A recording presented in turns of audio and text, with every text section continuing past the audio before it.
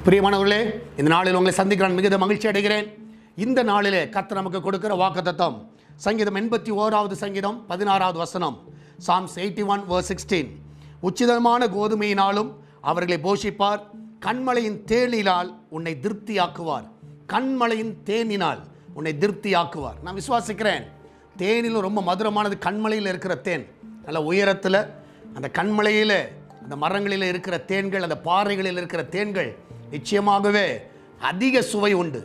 ஆண்டவர் சொல்கிறாரு, உங்களை அப்படிப்பட்ட தேனினால் உங்களை நான் திருப்தி ஆக்குவேன். அவ்வளோ சுவையான காரியங்களை கர்த்தர் உங்கள் வாழ்க்கையில் செய்வார். நிச்சயமாக நான் விசுவாசிக்கிறேன்.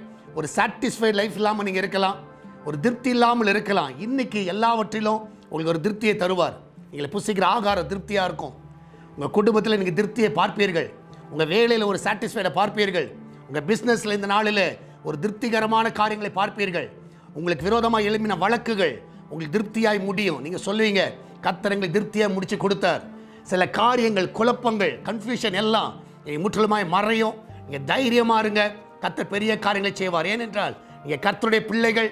கர்த்தர் ஒரு நாளும் உங்களை கலங்கடிக்க விட மாட்டார். அவரை நம்புகிற பிள்ளைகளுடைய முகத்தை அவர் பிரகாசிக்க செய்வார். சந்தோஷமாய் மகிழ்ந்து களி கூறுங்கள். நம்ம எல்லாம் ஜெபிக்கலாமா? நன்றி ஆண்டவரே, இந்த நாளுக்காய் சோத்திரிக்கிறேன். இந்த நாளில் உங்களுடைய பிள்ளைகள் அன்பின் கருத்தில் வைக்கிறேன். வேலைக்கு செல்லுகிற பிள்ளைகள், வீட்டில் இருக்கிற பிள்ளைகள், படிக்கிற பிள்ளைகள் எல்லாரும் உடைய கருத்தில் வைக்கிறேனப்பா. எல்லாரையும் ஆசீர்வதிங்க. விசேஷமாய் கர்த்தாவே, இந்த நாளிலே உங்களுடைய கரம் ஒவ்வொருவரையும் பலப்படுத்தட்டும். எல்லாம் நன்மையினால் நிரப்புங்க.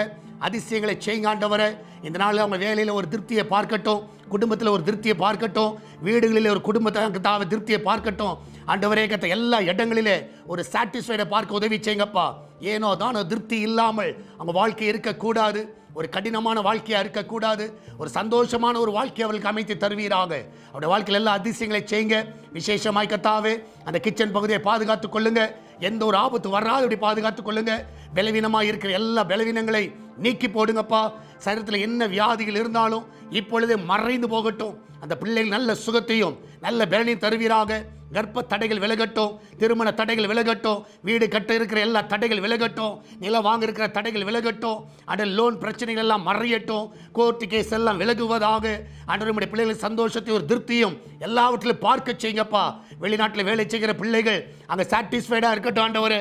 நல்ல சேலரி வாங்கட்டும், திருப்தியான சேலரி வாங்கட்டும் ஆண்டவரே. இங்கு வேலை செய்கிற பிள்ளைகளுக்கும் திருப்தியான சேலரி கிடைக்கட்டும் ஆண்டவரே. அந்த சேலரி வாங்கும் பொழுது ஒரு சாட்டிஸ்ஃபைட் முகம் ஆண்டவர் அவளுக்கு வரட்டும் ஆண்டவரே. இந்த நாளிலே அவளுக்கு எல்லாவற்றிலும் திருப்தியை பார்க்க செய்யுங்கப்பா.